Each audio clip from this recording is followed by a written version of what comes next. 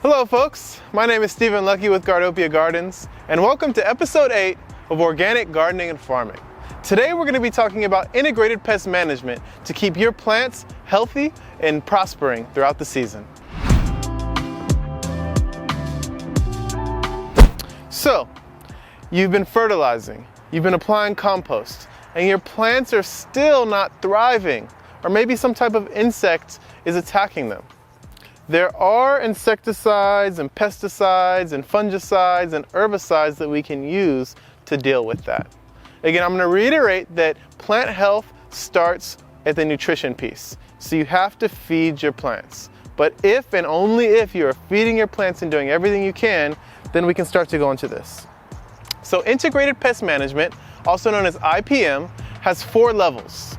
Level 1 is cultural. You're going to plant the right plants in the right season at the right time. You're not planting watermelon in the winter. You're not planting broccoli in the summer. If you do that, you're already introducing wrong horticultural and agricultural practices. So if you're doing the cultural part right, the next step is looking at mechanical means. So if you see insects on your plants, you can literally pick them up and throw them. Think about how long it took for that caterpillar to make it all the way across the yard to your garden. By the time it makes it back, a bird's probably going to pick it up, or ants, or something's going to get to it. And one trick that I've been told in the past is if you have kids, tell them you'll give them a nickel for every insect they find. I guarantee they'll come back with 20, 30 insects and you'll be owing them $1 or so. After mechanical, we start to go into biological. So biological is using things like fungus or bacteria, as well as other predator insects. One that I have here is BT, Bacillus thuringiensis, is a bacteria that is toxic to caterpillars. Another way that you probably know is ladybugs. Ladybugs will eat aphids. So this is using biology as a way to take care of itself in the ecosystem. Last and least is chemical. So we do have organic chemicals that are non-toxic to humans, but are toxic to insects and other pests. This includes Diatomaceous Earth, which essentially is like shredded glass, and it'll begin to get into the exoskeleton of the insects. We also have neem oil, which will coat the insects and almost suffocates them and disrupts their normal behavior, including mating. I already talked about Bacillus thuringiensis. This is called Pyrethrin. Pyrethrin comes from chrysanthemum flowers, so it's ground up, and this right here essentially paralyzes the insects and eventually leads to death. There's a powder form and there's a liquid form.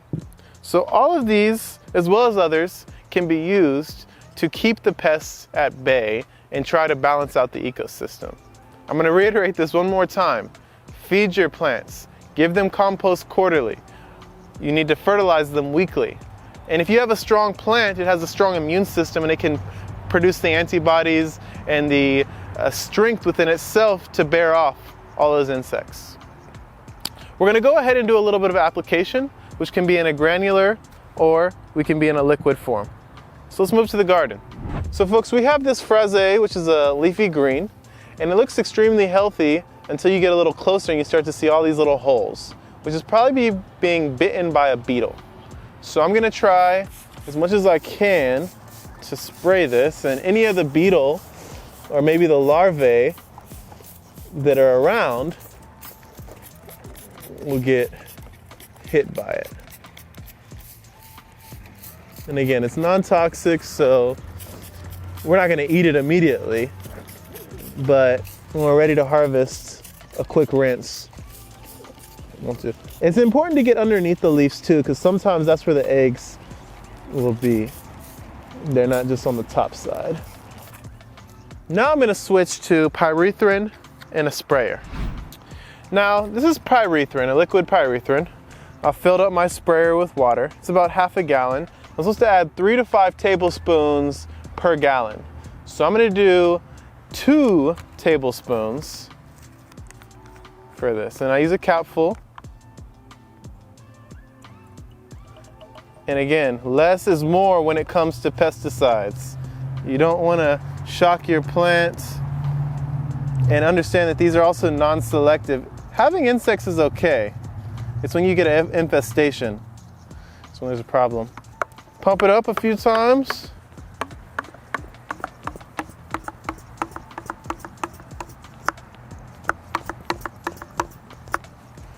Adjust the nozzle.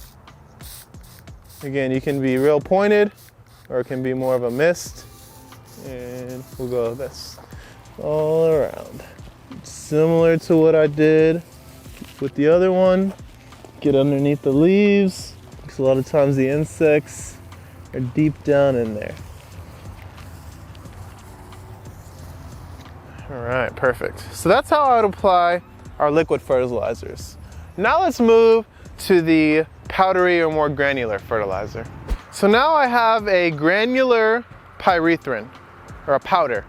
And you don't want to apply this to wet soil. So I'm going to go over here where it's a little bit more dry. And again, I have one more of these fraise. It has some holes in it.